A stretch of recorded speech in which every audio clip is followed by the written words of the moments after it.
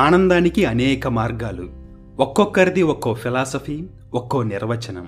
మనం హ్యాపీగా బ్రతకాలంటే ధర్మబద్ధంగా బ్రతకమని కొందరు గ్రీక్ ఫిలాసఫర్స్ అంటారు. కానీ పురాణాలు, ఇతిహాసాలు, చరిత్రకేసి ఒక్కసారి చూస్తే ఈ విషయం కొంచెం డౌట్గా కనిపిస్తుంది. ఎందుకంటే చాలా నిజాయితీగా, ధర్మబద్ధంగా బ్రతికిన వాళ్ళే ఎక్కువ కష్టాల పాలయ్యారు.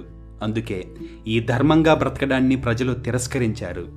ఇక అరిస్టాటిల్ అయితే శారీరక, మానసిక ప్రయోజనాలను ఈక్వల్ చేస్తూ బ్రతకడంలో ఆనందం ఉంది అంటాడు. అలాగే స్టోయిక్లు అయితే భోగ విలాసాలని వదిలేయడంలో ఆనందం ఉందంటారు. కొందరు జ్ఞానంలో అంటారు, ఇంకొందరు వివేకంలో అంటారు, మరికొందరైతే స్పిరిచువాలిటీలో ఉంది అంటారు. ఇలా ఒక్కొక్కరిది ఒక్కో డెఫినేషన్.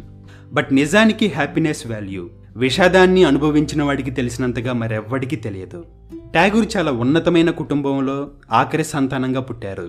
సకల మర్యాదలు, డబ్బుతో జీవించినప్పటికీ తన ఆత్మీయుల్ని ఒక్కొక్కరిని కోల్పోయిన బాధ, నిరాశ అతన్ని అన్ని విధాలుగా కమ్మేశాయి. బట్ ఆ బాధని ఓవర్కమ్ చేసి సృష్టించిన గ్రంథమే గీతాంజలి. ట్యాగూర్ ఏమంటారంటే, ఈ ఆధునిక మానవుడిలో పేరుకుపోతున్న దుఃఖానికి కారణం పూర్తిగా నేచర్ని నెగ్లెక్ట్ చేసి సాటి జీవుల్ని తొక్కి ఎదగాలనుకోవడం అంటాడు.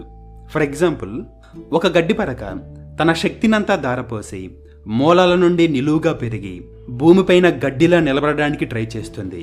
అంతేకాని అది గర్వంతో చెట్టుగా మారే ప్రయత్నం చేయదు. అందుకే పచ్చని పచ్చిక బయళ్ళు కార్పెట్లా పరుచుకోగా భూమి నిండుగా కలకలలాడుతుంది.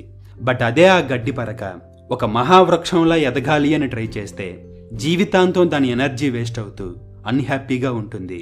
సో ట్యాగూర్ ఏమంటారంటే, ఆ గడ్డి పరకని చూసి నేర్చుకో అంటారు. నువ్వు చేసే పని చిన్నదైనా పెద్దదైనా ఏ తేడా లేకుండా ఎవరికి నచ్చిన పని వాళ్ళు చేసుకుంటూ పోతే సొసైటీ చాలా పీస్ఫుల్గా నడుస్తుంది అంటారు. ట్యాగూర్ చెప్పింది నిజమే. ఈ ఆధునిక మానవుడు జీవించడంలో కంటే ఎక్కువ పొందడంలోనే ఇంట్రెస్ట్ చూపిస్తున్నాడు. మనం జీవితమంతా గెయిన్ చేస్తూనే ఉన్నాం, తీరా ఒకరోజు చేస్తున్నాం. దాంతో మనం గెయిన్ చేసిన మొత్తం వేస్ట్ అవుతుంది.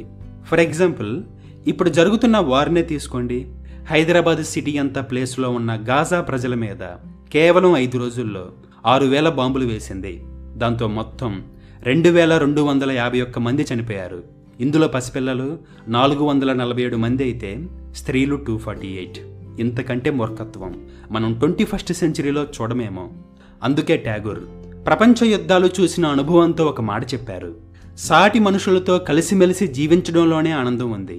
అలా జీవించకుండా అధికారం చలాయించాలని చూస్తే విషాదం, వినాశనం తప్పదు అంటారు.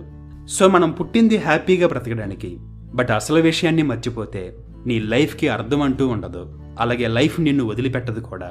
ఒక గడ్డి పరక ఒక పెద్ద మర్రి చెట్టుతో అంటుంది, నీ నీడ వల్ల నా శాంతికి డిస్టర్బ్గా ఉందని. అప్పుడు ఆ మర్రి చెట్టు అంది, అది నా నీడ కాదు, ఆకాశం తాలూకు ఛాయలని. ఆ మాటతో ఫస్ట్ టైం ఆ గడ్డిపరక తల లేపి మర్రి చెట్టుని చూసింది. దాంతో గడ్డిపోచకి తన స్థానమేంటో, తన బలమేంటో అప్పుడు అర్థమయ్యి గమ్మునుంది. సో ఇక్కడ గడ్డిపరక నీవైతే జీవితం మర్రి చెట్టు. జీవితాన్ని హ్యాపీనెస్ కోసం లైఫ్ లాంగ్ నిందిస్తూ ఉంటావు. బట్ లైఫ్ని ఒక్కసారి తల పైకి లేపి చూస్తే అర్థమవుతుంది నువ్వేంటో, నీ బ్రతుకేంటో.